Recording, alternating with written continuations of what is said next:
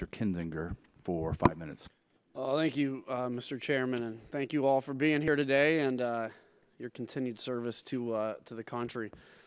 Before I ask my questions, I'd like to thank all of you and your staff for your help on draft legislation that I sent over last week that would reform some of the NRC processes currently in place. I welcome any technical expertise that you all can provide on this draft and look forward to continuing to work together on this endeavor.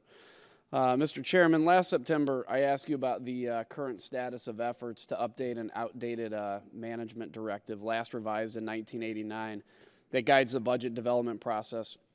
As I pointed out last year, the NRC Inspector General found 3 years ago that the Commission had an incomplete planning, budgeting, and performance management process, resulting in a budget formulation that doesn't match up in its formulation and execution.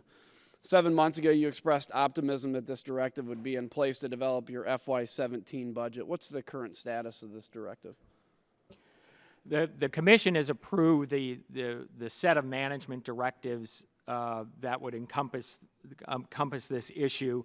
There are some changes that we've asked our CFO to make before the issuing them is final to reflect the some of the marks in the appropriations bill in terms of the control points that were put in. So that I expect that to be done very soon. So you think it's on track then? While we're discussing the budget for FY17, your agency's already starting to prepare the budget justification for fiscal year 18.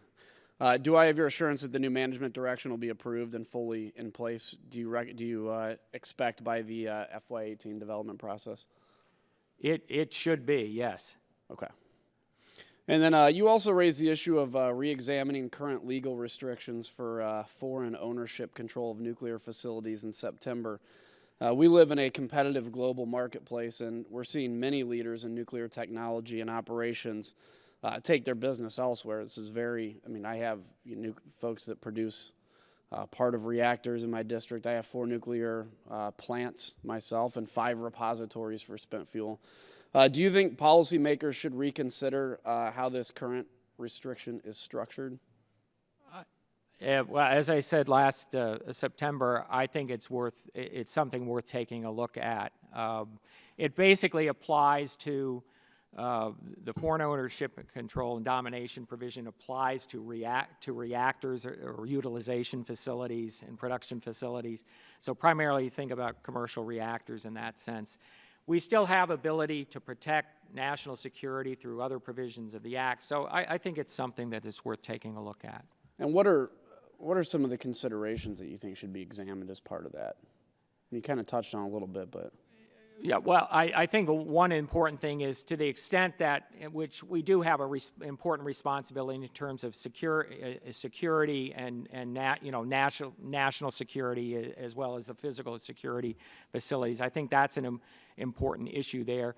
The question is that, as you indicate, in a global market, which the nuclear has certainly become, is there a value added for that provision? I think that's the primary question. Do you think a study, would that be if we did a study, beneficial to you, beneficial to policymakers on that provision, the impacts and everything else? I think that could be useful, yes. Okay. Well, that's all I have, Mr. Chairman. I'll yield back my minute. Gentleman yields back.